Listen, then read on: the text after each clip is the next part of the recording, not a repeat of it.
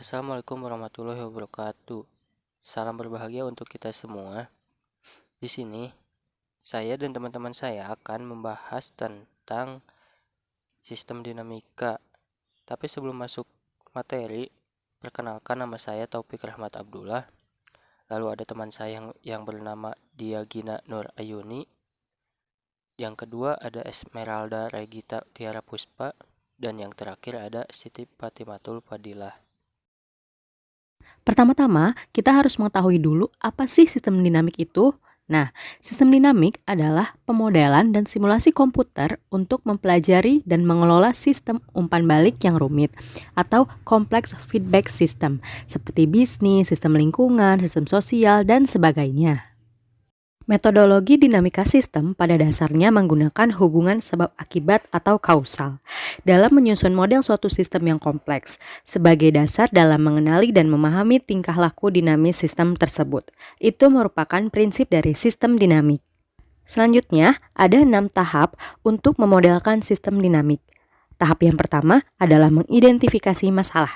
Yang kedua, membangun hipotesis dinamik yang menjelaskan hubungan sebab akibat dari masalah yang dimaksud. Yang ketiga, membuat struktur dasar grafik sebab akibat. Yang keempat, melengkapi grafik sebab akibat dengan informasi. Yang kelima, mengubah grafik sebab akibat yang telah dilengkapi menjadi grafik alir sistem dinamik. Dan yang terakhir, menyalin grafik alir sistem dinamik ke dalam sebuah program. Selanjutnya, ada 3 aspek penting. Aspek yang pertama adalah berpikir dalam terminologi hubungan sebab akibat. Yang kedua, fokus pada keterkaitan umpan balik atau feedback linkages di antara komponen-komponen sistem. Dan yang terakhir, membuat batasan sistem untuk menentukan komponen yang masuk. Umpan balik atau feedback memiliki 3 tipe. Tipe yang pertama adalah berpikir sebab akibat saja tidak cukup. Tipe yang kedua, umpan balik untuk mengatur atau mengendalikan sistem, yaitu berupa suatu sebab yang terlibat dalam sistem namun dapat mempengaruhi dirinya sendiri. Dan tipe yang terakhir atau tipe 3 adalah umpan balik sangat penting dalam studi sistem dinamik. Yang akan kita bahas sekarang adalah CLD atau Causal Loop Diagram. Causal Loop Diagram ini untuk menunjukkan struktur umpan balik dari sistem. Nah, ada 2 sifat dalam CLD, ada positif dan ada negatif. Positif, jika penyebab naik, akibat akan naik. Jika penyebab turun, akibat pun akan ikut turun. Sedangkan yang bersifat negatif, jika penyebab naik, akibat akan turun, dan jika penyebab turun, akibat akan naik. Sebagai contoh di sini adalah gaji dan kinerja. Semakin gaji naik, maka semakin baik kinerja yang kita lakukan. Semakin baik kinerja yang dilakukan, maka gaji akan semakin naik. Semakin gaji naik, maka semakin baik kinerja kita pula. Nah, itu gaji dan kinerja memiliki polaritas yang positif. Contoh selanjutnya adalah lelah dan tidur. Semakin kita tidur, maka semakin kita lelah. Semakin kita tidur, semakin sedikit kita lelah. Semakin sedikit kita lelah, semakin sedikit kita tidur.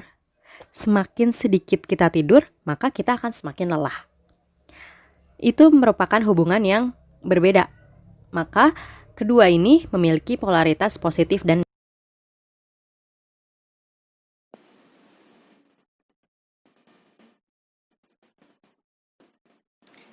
Di sini saya akan menjelaskan tentang causal loop diagram, yang dimana apabila harga kakao meningkat, maka pendapatan petani pun meningkat dan berpengaruh pada produktivitas menjadi meningkat, dan begitu juga waktu kerja semakin efektif. Apabila produktivitas dan waktu kerja efektif, produksi kakao akan meningkat. Tapi apabila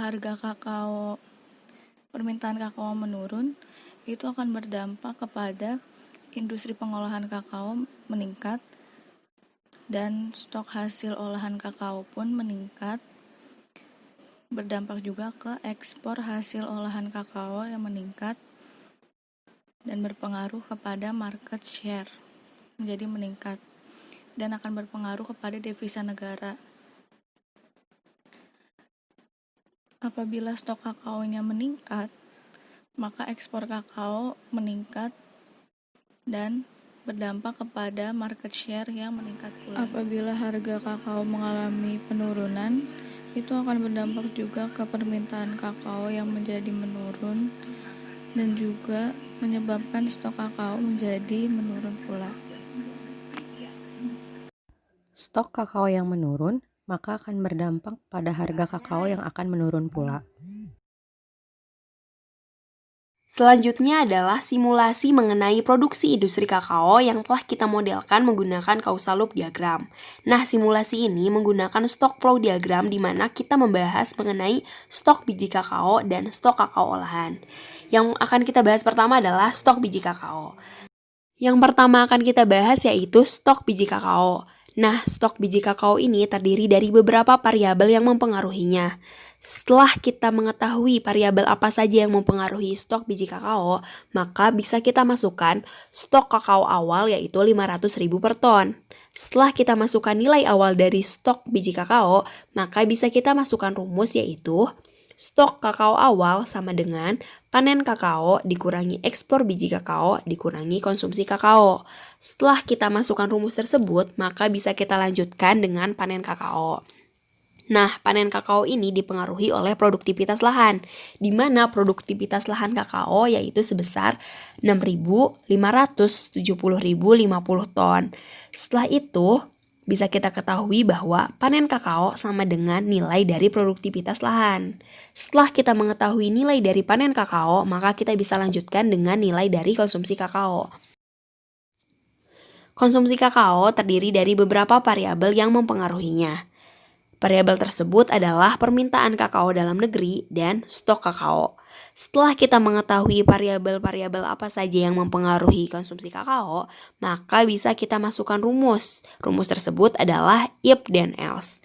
Maksudnya, jika stok kakao lebih besar dari permintaan kakao dalam negeri, maka bisa kita penuhi permintaan kakao dalam negeri. Bila tidak, maka kita penuhi sejumlah stok yang ada, seperti itu.